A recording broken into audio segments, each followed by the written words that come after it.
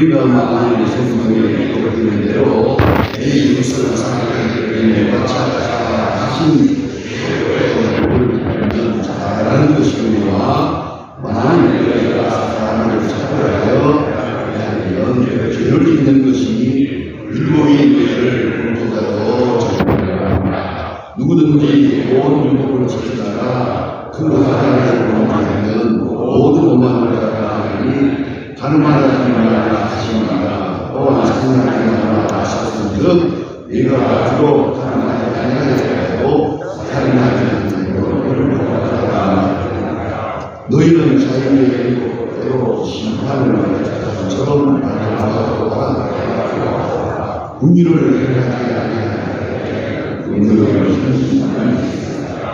공의를 심판하고 잘하느니라. 대단히 귀한 말씀입니다. 야고보서 목회서입니다. 기독교의 맨 처음 교회, 예루살렘 교회의 감독을 40년 동안 마친 하나님의 귀한 종뿐만 아니라 인간적으로는 예수님의 친동생입니다. 예수님의 친동생인 그 야고보가 12지자 중에 한 사람이 아닙니다. 그런데 예루살렘 교회의 감독이 됩니다. 무엇 때문이냐? 간단합니다. 예수를 많이 닮았기 때문입니다. 여러 가지로 아마 오늘도 닮았을 거예요. 신경이 되니까 아주, 그리고 그 성품과 생활 전체가, 그래서 예수님께서는 친형제를 12제자의 하나로 선별하지 않았습니다. 그러나 주변에서 계속 예수님을 따랐고 예수님과 함께 하다가 예수님 십자가에 돌아가신 다음에 예수님께서 야고보이라는 사람을 직접 1대1로 야고보에게 보이시고 라는 성경에 말씀이 있습니다. 이렇게 해서 예수의 제자가 되고 예루살렘 교회의 1대 감독이 되고, 왜? 예수를 제일 많이 닮았거든. 그리고 그가 하는 말은 전부가 예수님이 하신 말씀의 연장선에 있거든요. 그래서 많은 분들이 존경을 해서 마침내 예루살렘 교회 1대 감독으로 역사하게 됩니다. 그가 우리에게 주신 귀한 말씀은 전부가 예수님이 하시는 말씀을 직접 간접적으로 다 인용하고 있습니다. 야고보서를 100년도에 보면요, 40%가 예수님이 하신 말씀입니다. 예수님이 하신 말씀을 그대로 인용하고 합니다. 그게 특징이 있습니다. 대단히 중요하지 않습니까? 그래서 예수님이 하신 그 마음에 있었던 말씀을 야고보가 대신 오늘 이렇게 말씀하고 있습니다. 이웃사랑하기를 내 몸같이 하라 하는 최고의 법을 지키면 잘하는 것이다. 이웃사랑하기를 내 몸같이 하라. 최고의 법이다. 그 법을 지켜야 한다고 말합니다. 그래서 교회에서는 절대 구별하지 마라, 차별하지 마라, 또 누구를 특별하게 대하지도 말고 낮추지도 마라. 같이 하나님의 자녀로, 나와 같은 하나님의 자녀로 보는 그런 이웃의식이 필요합니다. 우리 많은 교인들 가운데 신앙생활 잘하다가 그만 낙심되는 분들이 있어요. 그래서 오시면 예수 믿으세요 그러면 나 교회 안 나가요. 나 나가고 왔어요. 이런 분을 할 때 그거 했을까? 그만 교회에 갔다가 교회에 계시는 먼저 믿은 사람들에게서 상처를 입었어요. 그 상처 입은 것이 또한 못에 매여가지고 교회 안 나가다가 그렇게 하는 분들을 볼 때 참 아픕니다. 우리가 예수 그리스도의 도움으로 구원받은 것만 아니라 구원받은 사람을 환영하는, 구원받은 사람으로 영접하는, 또 자기 자신의 정치 의식도 확실하게 하나님의 자녀라고 하는 그 넓은 틀에서 이해합니다. 그래서 레위기서 19장 15절에 보면 이런 재미있는 말씀이 있습니다.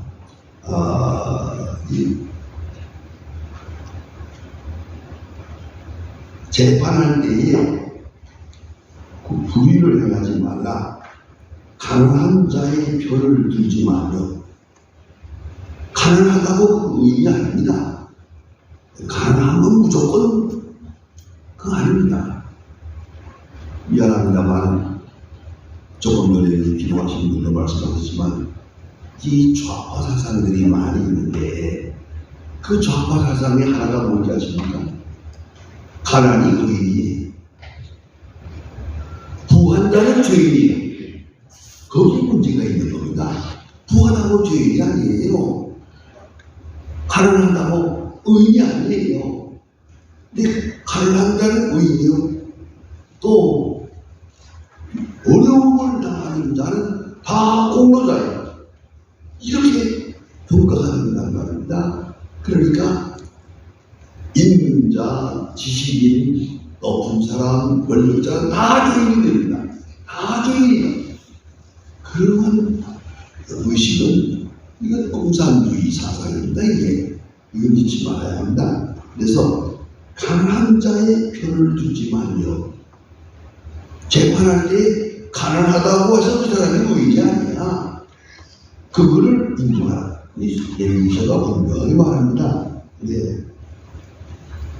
세력 있는 자로 구분하지 마라. 세력 있는 자로 권세가 있다고 해서 그 사람은 의인이 아니다. 돈이 있다고 해서 의인이 아니다. 이건 얼마나 중요한 경우입니까? 가난하다고 그것이 정당화되고 의인이 된다고 하는 그런 착각에서는 안 됩니다. 그런데 이 지혜에 대해서는요, 카톨릭에서는 중죄, 정죄를 말합니다. 믿기 전에 짓는 죄는 정죄, 예수 믿은 다음에 짓는 죄는 중죄입니다. 그게 더 큽니다. 왜요? 예수 믿기 전에 모르고 한 죄지만 예수 믿은 다음에는 알고 한 죄거든요. 그러니까 알고 한 죄는 같은 죄라도 그 무게가 다릅니다. 이렇게 가톨릭 교회에서는 그걸 이제 보고요. 거기에 대한 신학적 이론을 제가 말씀을 안 드리겠습니다만은 그걸 뭐 중죄로 대하느냐. 그 경죄는 쉽게 사함받을 수가 있는데 중죄는 어떻게 대하느냐. 이건 오직 성직자만이 가능하다. 이래서 가톨릭의 영적 권위가 서는 것입니다. 이는 제가 더 말씀 안 드리겠습니다. 그리고 우리 신교에서는 구별하지 않습니다. 이런 사람이나 저런 사람이나 하나님 앞에 다 죄인이기 때문에 정신으로나 마음으로나 다 죄인이기 때문에 신교에서는 중죄, 경죄를 가리지 않습니다. 그런가 하면 일반적으로는 육체적인 죄와 정신적인 죄를 구분하는 것은 상식이 되어 있습니다.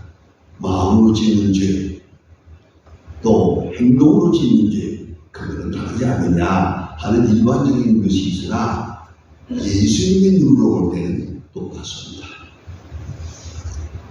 마음의 눈으로 짓는 죄나 행동으로 짓는 죄나 하나님 앞에는 똑같은 죄이라는 걸 잊지 말아야 합니다. 그리고 오늘 예수님 말씀에 이웃을 내 몸과 같이 사랑하라 하는 말씀을 오늘 야고보가 인용하고 있어요. 이웃을 내 몸과 같이. 이거 간단한 말입니다만 얼마나 중요한 율법인지 모릅니다. 이웃을 내 몸과 같이, 내 몸처럼, 내 마음처럼 사랑하라. 내 마음, 그게 뭡니까? 내가 나를 사랑하는 몇 가지가 있답니다. 첫째가 뭔지 아십니까? 이해해 주기를 바라는 마음이 있어요. 내가 남을 이해하는 것은 인색하지만 나는 혹시 잘못하더라도 모든 사람이 이해해 주기를 바래요. 이해해 주기라고 믿어요. 그게 우리의 기대감이에요. 그러면 모든 사람이 내 잘못도 다 이해해 줄 거라고 믿고 이해해 주기를 바란다면 나도 남을 이해해야죠. 거기에 문제가 있는 것이죠. 제가 인천에서 목회할 때 박희전 목사님이라고 하는 분이 계셨는데 인천시당도 하고 정치적으로 많이 일하신 분이 저희 교회 나고 오셨는데 언제 한번 그 목사님 댁을 방문했어요. 했더니 아이들 다 커서 나가 살고 하니까 할아버지 할머니 두 사람 목사님과 사모님밖에 없으니까 외롭고 해서 외손자를 하나 내가 키우더라고요. 여기서 지금 난 4살이 됐는데 그 할아버지 할머니 사랑을 많이 받으면서 귀하게 예쁘게 그 할아버지 집에서 자라고 있는 걸 보았어요. 가서 이 예배 드리는 동안에 이 녀석이 밖에서 들어오면서 하는 말이 할아버지를 밖으로 차면서 와우라고 차더니 하는 말이 야 이 새끼 할아버지 보고 야 이 새끼가 아니 이런 놈이 있나? 우리 깜짝 놀라서 세상에 이런 놈이 다 있나? 했는데 할아버지는 또 예쁘다고 또 이거 길도 안 하는 거예요 또. 그래서 내가 목사님 아니 할아버지를 차는 이름을 왜 안 하십니까? 했더니 몰라서 그러는 거지. 걔가 할아버지가 뭔지 새끼가 뭔지 알아. 새끼가 그놈이고 그놈이 새끼야. 얘 눈에는 그러면 그걸 내가 사랑해야지. 왜 미워하겠냐. 그래 내가 많이 깨달아서요. 아마 우리 하나님 아버지의 사랑도 그럴 것 같다. 왜요? 우리가 모르고 하는 일이니까.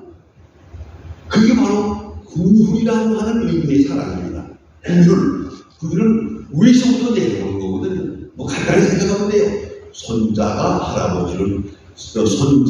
할아버지가 손자를 사랑하는 거예요. 저도 손자, 손녀가 있고 증손이 있습니다. 그 증손이 되게 예쁩니다. 이거 손자가 또 낳은 자녀거든요. 증산이 그 전 들어가지고 장난을 뭘 해도 다 예뻐요. 안 예쁜데 하나도 없어서 그런 거든 말이에요. 자, 하나님의 눈에는 그런 거 아니겠어요? 단 믿음으로 우리 할아버지가 나를 사랑해 주실 거다. 이해해 주실 거다. 이거 확실한 믿음이 있어요. 자기가 모든 짓을 하면서도 사랑받지 못하는 것이라는 생각을 안 해요. 전혀 안 한다고요. 이게 얼마나 아름답습니까? 얼마나 귀합니까? 그래서 긍휼하심이 중요해요. 우리는 이해해 주기를 바래요. 내가 다른 모두가 다 나를 이해해 주기를 바란다면 그만큼 내가 남을 이해해야죠. 이해해 주기를 바라는 마음, 그 마음으로 이웃사랑을 하라. 그런가 하면 믿어주기를 바라는 마음이 있어요. 이 우리의 기대감이에요. 다 같이 믿어줘. 무슨 말을 했는지 믿어주길 바라는 마음 있잖아요. 그렇다면 내가 남을 또 믿어줘야지. 믿어주길 바라는 마음을 있으면서 내가 남을 의심한다. 그러면 안 되죠. 믿어줘야지. 그것이 사랑의 뿌리요. 사랑의 본체거든요. 믿어주는 사랑은 믿는 거예요. 그런가 하면 또 하나 있습니다. 기대감이 기다려주는 겁니다. 그래서 무슨 일을 하든지 간에 조금 기다려주기를 좀 더 얼마라도 몇 년이라도 조용하게 기다려주기를 바라는 마음이 있어요. 그러면 내가 남을 기다려야지. 그렇지 않습니까? 기다려줘야죠. 그걸 조심해야 합니다. 가끔 그런 경우가 많아요. 우리 교인들 가운데 아이들이 가출하잖아요. 가출하는 의미가 많거든요. 가출 뒤에. 그러면 사무실에 들어와가지고 목사님 우리 아이가 집을 나갔는데 그런 요청이 많아요. 그때마다 딱 한마디 합니다. 성경에 보면 한자의 아들이 집을 나갔거든. 그 아버지는 기다렸어요. 믿음으로 기다렸어요. 그러다가 어디서 아들이 거지가 돼가지고 돌아오는 걸 보고 나가서 환영을 하고 내 아들이 죽었다 살았고 이렇다 오는도가 잔치를 했어요. 아마 그 아들은 정신이 없었을 거예요. 이거 이렇게까지 하면 내가 부끄럽잖아요. 하지만 아버지는 상관없어요. 잃었다 얻었고 죽었다 살았노라. 이게 아버지의 마음이에요. 아버지의 마음을 실망시킬 수가 없어요. 여러분, 기다려야 한다. 무던히 당자가 돌아오는 것을 기다리는 아버지처럼 하나님이 우리를 기다리는 것처럼 기다리는 마음, 그렇죠. 그렇다면 그 마음으로 이웃을 대하면 어떻게 되겠어요? 내가 남을 기다려줘야죠. 어떤 경우에도 기다려줘야죠. 속단하지 마세요. 기다려줘야 돼요.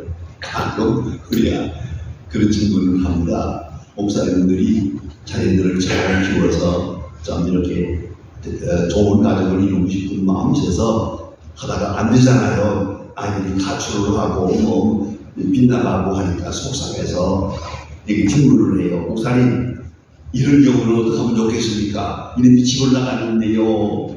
어떻게 하면 좋겠습니까? 그러면 성경이 있잖아. 당자가 있잖아. 성경에 다 기록됐는데 뭘 딴 데 가서 봐. 당자가 돌아오기를 기다리다가 환영하는 그 아버지의 마음으로 그냥 기다려. 속상해하지 말고 기다리고 그 다음에 들어오거든 무조건 환영해. 돌로만 남겨가지고 왔냐 물어보지 말어. 장가는 갔냐 그것도 물어보지 말어. 이 아버지는 아무것도 물어보지 않았어요. 내 아들이 죽었다 살았고 잃었다 얻었노라. 이 아버지의 마음이야. 그 마음으로 기다려. 그 마음으로. 그러니까 내가 이웃에 대해서를 생각합니다. 예? 언제나 이해해 주기를 바라는 마음이 있어요. 그러면 내가 이해해야죠. 또 믿어주기를 바라는 마음이 있어요. 그렇다면 내가 남을 믿어야죠. 믿어야죠. 또 이해해 주기를 바라는 마음이 있어요. 그럼 내가 남을 이해해야죠. 그것이 바로 이웃사랑하기를 내 몸같이 한다는 뜻입니다. 이웃사랑하기를 내 몸같이, 내 인격같이 그 마음으로 이웃을 대하라. 예수님께서 말씀하십니다. 내 몸과 같이 사랑하는, 내 몸과 같이 내 명예를 위한 것처럼 남의 명예를 위하고, 내 몸을 위한 것처럼 남의 몸도 위하고, 내 물질을 소중히 여기는 것처럼 남의 물질을 소중히 여기는 그런 마음입니다. 간단하죠. 이웃은 내 몸과 같이. 내가 좋아서요. 내 마음속에 소원이 다 있어요. 방법이 다 있어요. 그대로 내가 바라는 마음 그것을 내가 남에게 행하면 되는 거예요. 이웃을 내 몸과 같이 살아라. 최고의 법이다. 최고의 법이라고 이렇게 말합니다. 하지만 이 율법을 지켜나가는 데서 중요한 게 있죠. 그것은 정말 중요한 맨 위의 법은 오늘 성경 말씀이 궁율입니다. 궁율이라는 말이 있습니다. 궁율을 행하지 아니하는 자는 궁율이 없는 신발이 있으냐. 궁율을 베풀어야 합니다. 궁율을 베풀 만 아니라 이게 제일 중요한 핵심은 내가도 궁율을 힘입어야 할 사람이다. 그 궁율 안에 내가 있다는 걸 잊지 말아야 합니다. 그러니까 남을 외모로 비판하고 인간적으로 비판하고 하는 그건 안 됩니다. 비판하는 것. 행을 비판하는 걸 내용이거든요. 자기 말은 옳고 남의 말은 틀렸어요. 그래서 문제가 되는 거 아닙니까?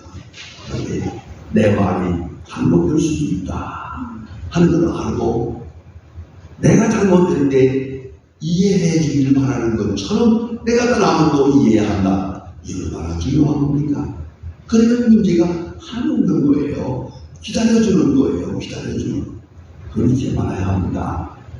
그런데 이 궁율의 덕을 오늘 성경은 최고의 법이다. 왜? 율법 앞에 궁율이. 율법을 앞에 두는 궁율을 힘입고 살고 또 오늘도 궁율을 힘든 길을 바라는 마음으로 사는 거예요. 그것이 이웃을 내 몸과 같이 사랑한다는 것이 국률입니다. 국률은 늘 높은 사랑입니다. 그 쉽게 말하면 할아버지 할머니 같은 사랑입니다. 그런 사랑. 지금 미안합니다만 저는 아버지로부터 매를 많이 받았어요. 그런데 할아버지로부터는 한 번도 매를 받지 않았어요. 재미있는 건요, 우리 아버지가 나를 때리고 나서요, 할아버지한테 말하지 마라. 그러면 또 우리 할아버지가 아버지를 불러가지고, 이놈아, 너가 내 손자를. 자, 근데 그 속에서 살았어요. 그래서 할아버지가 든든해요. 뭐, 우리 아버지가 아무리 큰 소리 쳐도 문제없어요. 자, 우리 그리스도인의 마음이에요. 하나님의 사랑, 큰 사랑을 받고 우리가 살잖아요. 그 속에 있는데 무엇이 용기 있어요? 근데 우리가 긍휼을 입는 마음으로 사는 것만 아니라 또 긍휼을 베푸는 마음으로 살아야 되거든요. 최고의 예수님께서 하신 말씀이 여기 있습니다. 그게 바로 여러분이 잘 아는 판가받는 비유입니다. 자, 예수님이 하신 말씀입니다. 어떤 사람이 빚을 졌는데 100데나리온 빚을 졌다. 100데나리온 빚을 졌는데 갚지를 못해. 도저히 갚지 못하는데 그 채주가 갚아라! 못 갚겠다고 갚아라! 아이고 조금만 더 기다려주세요. 그랬어요. 이런 문제가 있어요. 그런데 이 사람은 또 누구냐? 10,000데나리온 빚진 사람이 있어요. 10,000데나리온, 만 탈란트를 빚을 진 사람입니다. 이런 사람 갚을 수가 없어요. 그런데 그 주인이 갚아줬어요. 못 갚고 있어서 내가 탕감해 주고라. 10,000데나리온 탕감해 줬어요. 이 사람이 감사합니다. 그리고 나가는데 자기에게 빚진 사람이 100데나리온 빚진 사람이 있어요. 그걸 만났어요. 갚으라. 그러니까 미안합니다만 조금만 더 기다려주세요. 내가 갚도록 힘쓰겠습니다. 그러니까 갚아 이놈아. 감옥에다 쳐넣었어요. 이 사실을 10,000달란트를 탕감해 준 그 주인이 알았어요. 불러드렸어요. 야 이놈아, 내가 10,000달란트를 탕감해 줬는데 어떻게 100데나리온을 내가 탕감해 줄 수 없단 말인가? 탕감하려는 조건은 아니에요. 그러나 10,000달란트 탕감받은 사람이면 100데나리온을 탕감할 줄 알아야지. 당연히 그래야지. 거기 물 율법이 있는 게 아니거든요. 자, 그런데 한번 비교해봐야 돼요. 이거를 학자들이 많이 연구해서 옛날 돈이 오늘의 어떤 가치가 있나 비교해서 봤어요. 애들이요. 10,000달란트하고 100데나리온하고 비교하니까 5천만 분의 1이에요. 5천만 분의 1. 그거를 못 갚는다고 감옥에 쳐놨어요. 그리고 자기는 10,000달란트 탕감받은 사람이에요. 여러분, 이 사실만 바로 이해하면요, 정말 긍휼 있는 사람이 됩니다. 긍휼 있는 하나님의 사람이 됩니다. 용서 못하는 게 하나도 없어요. 비난할 거 하나도 없어요. 하나도 중요한 겁니다요. 재단님 죄송한 얘기입니다만 나이가 드니까 이런 얘기 죄송합니다. 제가 목회생활 한 60년을 했는데요. 목회생활 하면서 내 앞에 있는 부목사도 있고 전도사도 있고 여러 가지 기구가 있지 않습니까? 저는 한 번도 누구를 야 이놈아 나가 그 말 한 일이 없어요. 왜요? 가만히 보니까 그 사람이 지은 죄랑 내가 지은 죄랑 비슷비슷하거든요. 남을 비방하는 용기가 없더라고요. 그래서 다 줬어요. 여러분 모르니까 얘기합니다만은 정말 그런 일이 있어요. 어떤 날 부목사가 자기 마누라를 때렸어요. 그 여기 피난하세요? 또 그 사모님도 못 되세요? 이 피난 걸 그냥 이게 붙들고 내 사무실에 와세요? 저 목사가 나를 때려서 이게 됐다고. 그거이라는 문제가 있어요. 이거더라고요. 얼마나 어려워졌잖아요. 그 목사님이 너무 미안하니까 사표를 써가지고 와서 다음에 앞에 보면서 여보세요. 아니 이거 제 마누라 때리는 게 무슨 죄가 되나? 자기 마누라 때리기도 하고 어루만지기도 하고 그런 거지 뭘 괜찮아. 그런데 이 소문이 나면 말이야 교회가 어려워져. 목회가 힘들어. 당신은 마야 어려워지고. 그러니까 3년은 더 있어야 되겠구만. 일 못 나가. 여기 3년 동안 더 있어. 그동안에 연애를 좀 해라. 그저 교인들이 보는 데서 데이트도 하고 식사, 회식도 하고 놀러도 다니고 해서 아이고 부부 사이가 참 좋구만 하는 소문이 나도록 해라. 3년 후에 나가라 그러지. 나가서 어떻게 잘해. 여러분 그때 만일에 제가 사표 받아버리면 어떻게 되겠어요? 그 두 사람 다 이혼할 뿐만 아니라 영영 자녀들로 어떻게 됩니까? 그 파급 효과라는 건 너무 무서운 겁니다. 여러분 부부를 긋는다, 용서한다.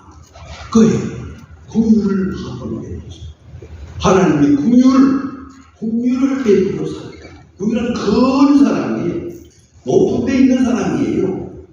쉽게 말하면 할아버지 할머니 같은 사람이에요.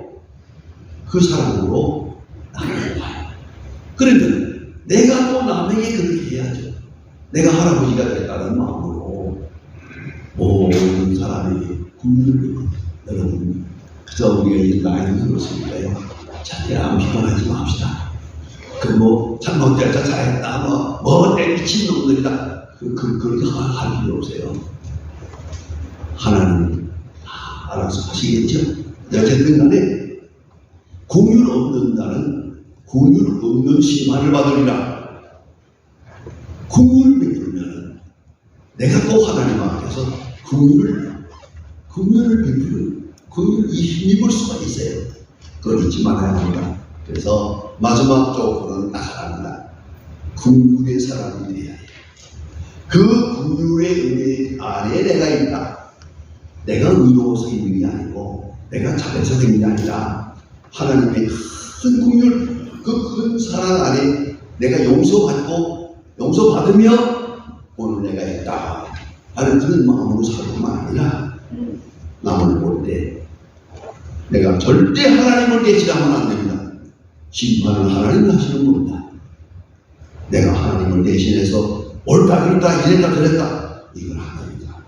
그러면 하나님은 나를 심판하십니다. 내가 심판받아야 합니다. 그러므로 긍휼을 베푸는 자는 긍휼 있는 심판을 받으리라. 긍휼 없는 자는 긍휼 없는 심판을 받으리라. 긍휼은 이기느니라. 긍휼이 승리에 항상 하나님 앞에 부족한 죄인입니다 하는 마음으로 긍휼을 힘입은 자의 마음, 긍휼을 힘입고자 하는 마음에서 살아. 또 이웃을 볼 때에도 내가 부족하지만 하나님의 긍휼을 힘입어서 용서하고 살고 기다리며 살고 믿어주고 살고 이것이 율법의 근본입니다. 그래서 오늘 성경 말씀에 최고의 법을 너희가 안다. 이웃을 내 몸과 같이 살라. 사랑의 그 근본은 긍휼입니다. 불쌍히 여기는 마음 조금 더 우리에게 키워줘서는 안 됩니다. 왜요? 나도 긍휼을 힘입어야 할 사람이고 긍휼의 의미 속에 내가 있으니까요. 긍휼을 빈다면 나도 없어요. 하물며 우리가 하나님 앞에 얹혀질 수 있습니다. 그러므로 긍휼을 알고 긍휼을 감사하고 긍휼에 응답하고 그런 마음으로 살고만 합니다. 이웃을 내 몸과 같이 이웃의 기분을 내 기분처럼, 이웃의 명예를 내 명예처럼, 이웃을 내 몸과 같이. 얼마나 귀중한 말씀입니까? 이대로만 하면요, 미안합니다. 자유의 의미라고 해서 저는 내 신령이 자유합니다. 그 자유를 누리며 건강하게 살 수 있을 것입니다. 기도하십시다. 하나님 아버지, 오늘 아침 특별히 이렇게 어버이 주일을 기억하면서 하나님 앞에 나오기를 감사합니다. 오직 주의 공율 속에 우리가 있었고 오늘이 있음을 생각하며 감사합니다.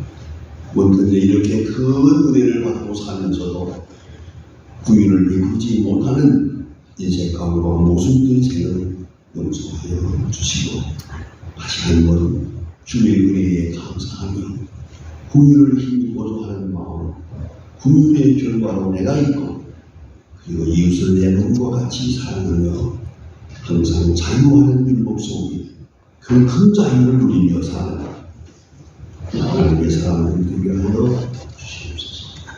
지금은 주 예수 그리스도의 은혜와 아버지 하나님의 사랑과 성령의 감화 감동을 충만하시니 모인 중에와 온 우리를 온 훈장들과 그리고 이 나라 위에 이제와 영원히 함께 하시기를 간절히 축원하옵나이다. 아멘.